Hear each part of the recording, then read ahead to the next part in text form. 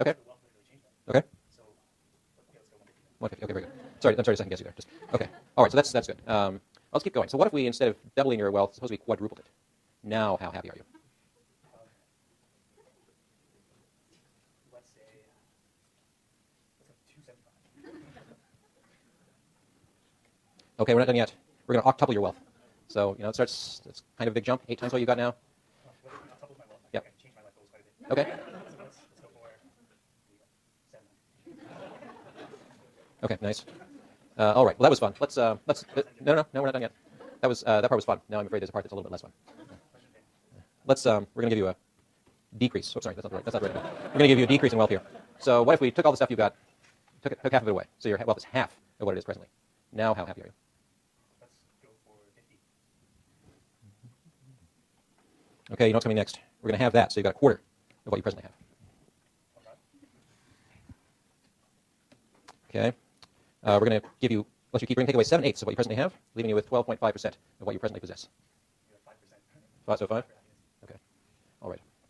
Okay, thank you very much, Ryan. Let's give Ryan a hand. Okay, so yeah, go out, but don't sit Ashley in quite yet, okay? Give me a moment.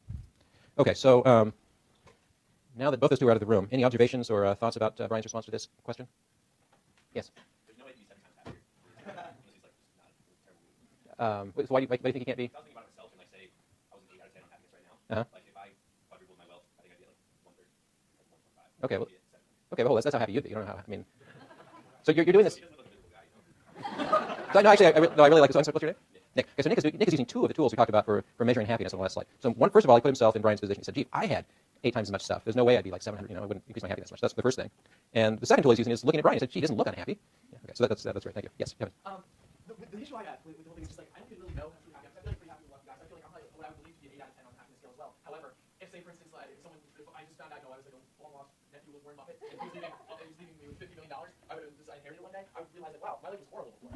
So when I was an 8 out of 10, I would really like a 1 out of 10, knowing what I know now. Because I'm just living such an extravagant lifestyle, which is just unfathomable for me at the moment. Okay, that's it. So, all right, let me let that be. Yes.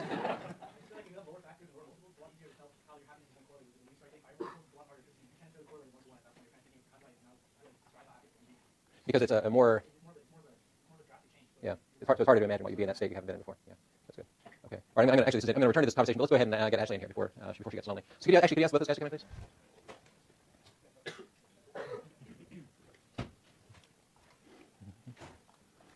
Hi, Ashley. Thanks for waiting. Sorry to keep you. Is Brian? Oh, I should have told Brian not to talk to you while he was out there. Did you guys? Okay. All right. So come on over here, Ashley. And Brian, you can sit down, but I'm going to ask you to be quiet while we're working with Ashley here. Okay, Ashley. Thanks for volunteering. Now what I'd like to do is ask you some personal questions. I hope you don't mind.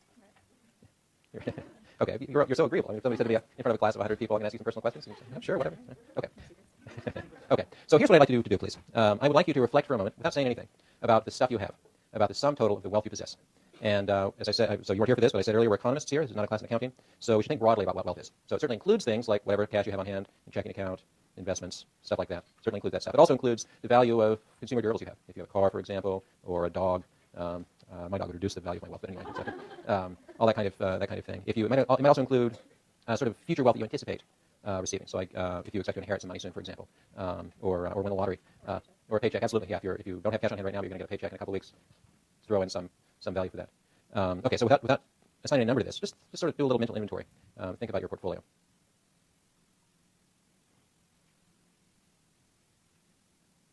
Got it? Okay.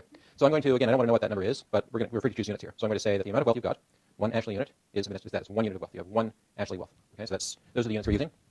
And I'm going to record that 1 Ashley unit on this table. Okay, now here's a second question. I'm going to take a deep breath and be a little introspective and ask yourself, given the stuff that I just enumerated in my head, my portfolio of stuff, how happy am I? Well, we're being broad. No, not just how happy you are. So it's given the wealth you've got. It's also giving the other stuff that isn't a material object. Relationships you have with friends or anticipation of a party. All that stuff is in there too. Not part of your wealth, perhaps, but part of your environment that makes you happy or unhappy. So yeah, so take all that into account. Just think, how happy am I now? Given that all that I have, how happy am I? And you don't tell me. Just fix it in your mind. Okay, very good. So again, we're free to choose units here. So I'm going to call that amount of happiness, whatever you just thought of. I want you to think of that as being 100 happiness units. Okay. So I'm going to record that in this table. Okay, now is when we start doing something useful. I want you to think about a more difficult question, which is if we were to take the amount of wealth you've got, that portfolio you constructed in your head a moment ago, and suppose we double it. Okay? So the value of all that stuff is twice what it presently is. then here's the question: how happy would you be? Okay, so remember, this is sort of in values and stuff. So you might be thinking about a portfolio that includes I don't know, collection of Pokemon paraphernalia. And if you doubled each of the Pokemon cards or whatever, that might not make me very happy. But those things have value, so you should be thinking about you could sell the Pokemon cards if you wanted to. Right? So if you're 100 right now, you think you'd be 200 with twice as much stuff? Yeah. Okay. Okay. So let's keep going. I want you to imagine now the more difficult problem, perhaps, of how happy you would be if we quadrupled your present wealth. So if you had 4 times as much as what you presently have, how happy would you be, Ashley?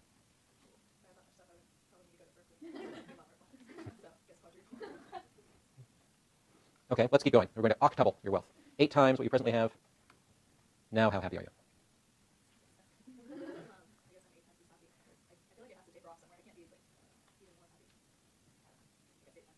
Okay, well, if you want to taper off, you're free to. You're not.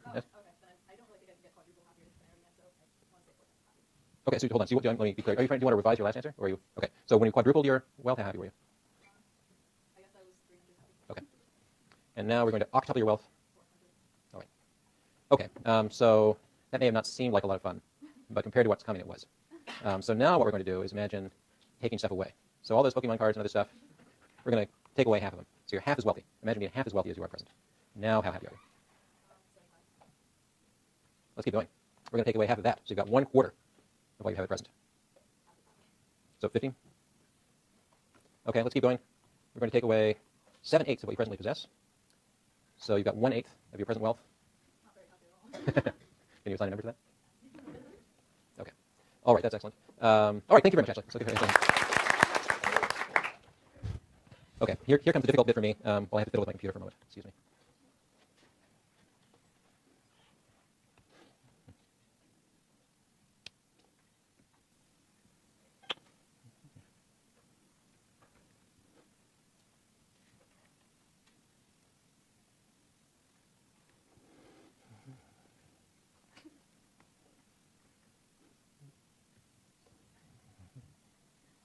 Okay, other thoughts about, we had a bunch of questions and thoughts about cardinal utility. Some other thoughts? Yes?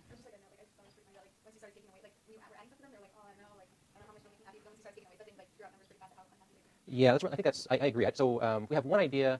Who was making the point about that being harder to imagine large amounts of money? Somebody back, I forgot. Yeah, what's your name? Amir. So Amir was surmising, I think, that it's more difficult to imagine having 8 times as much stuff as his half, maybe just because it's, I don't know, a bigger difference, or you're less likely to have been in that position previously. It could also be, though, but it could be that we're perfectly good at imagining that, but it's somehow more salient to imagine losing half stuff than having your wealth octupled. I don't know. Okay, other questions? Yeah. Well, it could be because you're going from multiplying it by large numbers to taking it away, like you're going from having way more stuff to having way less stuff. Yes. So it seems like that transition. Yeah, I think that's possible. Other thoughts? Yeah. Even though Brian mentioned the whole exponential scale, he was actually increasing happiness at an increasing rate. But hers was getting tapered off actually going downwards and what I thought it would be. Mhm. But his was higher. Yeah, very good. Yes. I was thinking it's kind of like what you said, it's kind of hard to imagine that. And then when you did times 8, I thought, wow, that's like a whole other tier. I get to change things. But then taking stuff away, I can imagine, like, at a certain point, that's when you're cutting into like food and Yeah. essentially no longer connect with toothpaste. So Yeah. that's really bad. Yeah, no, I think that's right. So we'll often, economists often assume that we'll come back to this, that we have diminishing marginal utility.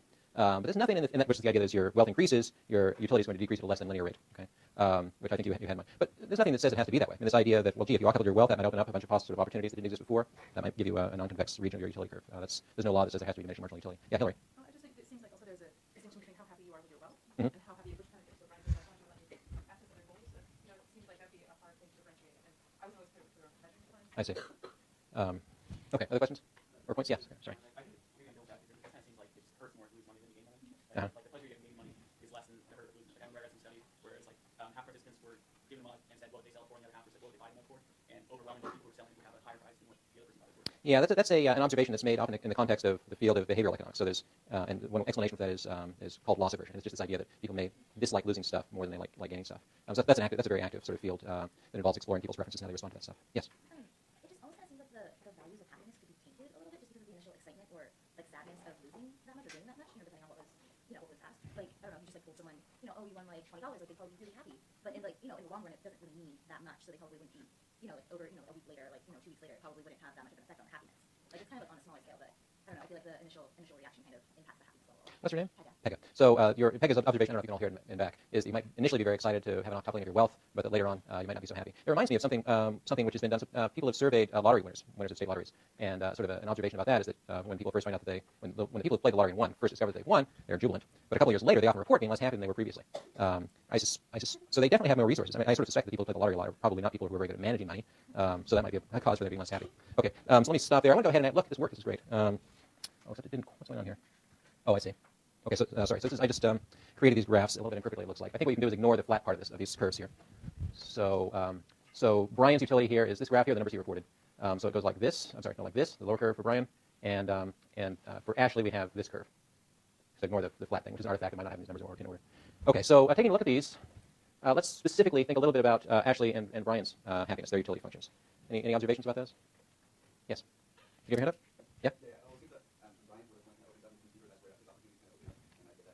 Yeah, that's right. Another problem with this. So this is where from here to here is where we went from quadrupling to octupling. So this is where Brian said, hey, I have a lot of opportunities I might not otherwise have. So yeah, so his utility starts off concave. He has diminishing marginal utility up to here. Actually goes up a little bit here, and then it's convex, in this region. Okay, that's good. Other observations or? Yes, Pega. It's just interesting to see the difference between the two sides. Okay, like Ashley seems to get more excited at first and then deeper on, but Brian, more happy. But Brian isn't really happy at first, and then when it's octuple, he gets really happy. Something like this. So we need to be a little careful about that. We're not sure. It's not clear what the units are here because there's a normalization. We said what you got right now. That's this point is 100. That's where this crossing is. So we don't know about levels. It could be the case that Ashley is sort of inherently way happier than Brian. I don't know, and I don't suppose they know either. Actually, that's the difficulty making interpersonal utility comparisons. It is, but setting that aside, we can say something about how their utility changes as we change their wealth. And your point here is, I think, related to the slope of this curve versus this curve. Around the area of the 100 here. Okay. Other observations? Yes. I think it matters, like, where they start off, like, Brian might not be as well as Ashley is, like, he doubles his amount, but it's not as significant as Ashley's, but then, like, once you become his, like, okay, yeah, cool. Could be, yeah. Since we're not, I mean, I could have, but I think it would not be, I think it would be rude to ask people what their actual dollar value of their wealth was. So we didn't do that, and that might make a difference. Yes, Well, I know on the topic, I heard in a lecture analyzing the social studies that correlate happiness and income, that it tapers off at middle class, that it's really steep, maybe like more like Ashley's, and then it kind of curves off. Yeah, there was a paper published last year. Actually, I think we might have a problem set that touches on that a little bit later. So the study you're thinking of, I think, is one that suggests, well, it was consistent with their diminishing marginal utility, so having a curved slope, rather like Ashley's is here, in fact. Okay. Other observations? What do you think? Looking at the curves, Ashley and Brian, do they seem like reasonable representations, or would you change something if you could? I was kind of thinking maybe for the first couple, I was like, oh, this is more money, but it's not that much, so still play it safe, maybe hold on to this, we'll see what happens. But then when you really, like, shoot up with money, it's like, oh my gosh, like, let's do some amazing stuff, let's go explore Antarctica. Let's get help out, Yeah. Okay. That's related to this part of your curve, I guess. You started buying a helicopter around here someplace. Ashley, you have any thoughts about your curve? Mine kind of tapers off just because initially, like, it would be nice to have more, like, possessions, I suppose, but to a point, there's things that I don't need at all. I've never even had time to use happenings, like, do you even have, like, Pokemon cards in my Yeah. closet? So there's just too much. Yeah. Okay. So that's the usual sort of intuition behind the idea that people may have diminishing marginal utility. So and that's reflected in the reports that Ashley gave here. Her utility is increasing at a decreasing rate in the amount of wealth we're giving her. Okay, that's very nice. So I want to make practical use, or see if we can make practical use of the information we've just gotten from Brian and Ashley by asking you the following question. Namely, given the graphs we just looked at, and I can go back to them if you'd like, given their initial wealths, and given our calculation of cardinal utility functions, that's these guys, who should we give $1 to, Ashley or Brian? Okay, so who votes for Ashley? Okay, and who votes for, you didn't raise your hand, Ashley? Okay. Okay, and who votes for Brian? Only a couple of Brian supporters. You voted for Ashley as well? Okay, so I'm surprised. So I'm surprised that there's so much unanimity, or almost unanimity in favor of Ashley. What's the rationale? Yeah, Kevin. For a small amount of money, Ashley would appreciate it more than Brian would. However, if it was a larger sum of money, Brian would appreciate it more than Ashley would. Okay, right, and $1 is a small amount of money, presumably. So so the argument is we're starting from right here. If we give Ashley $1, her utility increases by more than Brian's. That's the argument? Are there other rationales that people had in mind? That's the argument everyone's got. Yeah. Ashley was thinking more about our needs, Mhm. and Brian was thinking more about like his dreams and wishes. You don't want to invest in a helicopter. Yeah. Okay. How about you, Brian? Curious about why you want to give $1 to Ashley? $1 in my pocket, like, it's not going to really change things, so I don't really feel like it'll adjust my happiness. Okay, gotcha.